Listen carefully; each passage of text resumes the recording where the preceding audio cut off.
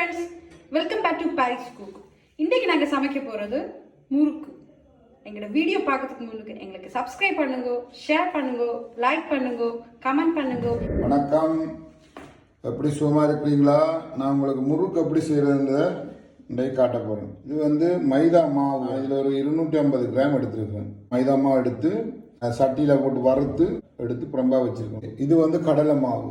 கடலை மாவு 100 கிராம் எடுத்துதான். இதுக்குள்ள மஞ்சள் இருக்குது, இதுல உப்பு இருக்குது, மிளகாய்த்தூள் இருக்குது, தனி மிளகாய் தூள்.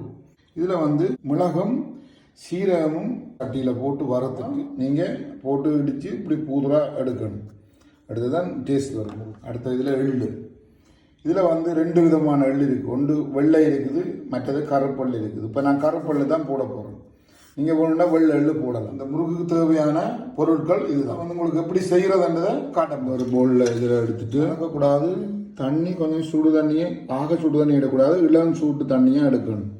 கொஞ்சம் சுடணும். அப்பதான் அந்த மா குழைக்கிறதுக்கு கணக்கா இருக்கும். பச்சை தண்ணியிலையும் குழைக்கக்கூடாது, ஆக சூடு தண்ணியிலையும் குழைக்கக்கூடாது, இளம் சூடாக இருக்கும். மாவு போட்டு இது கடலை மாவு. அடுத்தது தேவையான அளவு உப்பு. அடுத்தது தனி மிளகாய்த்தூள், சீரகம், மிளகு. அடுத்தது எள்ளு, மஞ்சள் போட போகிறோம். இப்போ நான் இதை வந்து மிக்ஸ் பண்ணிட்டு நீங்கள் இன்னும் கொஞ்சம் எள்ளு போட்டுக்கலாம். இதில் நான் தண்ணியை விட்டு குழைக்கணும். உங்களுக்கு இப்போ முறுக்கு மாவு ரெடி ஆகிடுச்சுன்னா நல்ல திக்காக நல்லா புலவட்டு இருக்குது. குரல் வச்சு போட்டு இப்படி இதே மாதிரி முறுக்கு இதாக எடுத்துக்கணும்.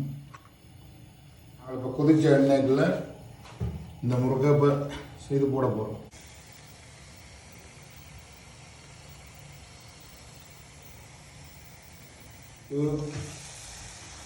அப்படின்னா முறுக்கு நல்லா அழகாக வந்துருக்குது. அப்படின்னா சூப்பராக வந்துருக்கு.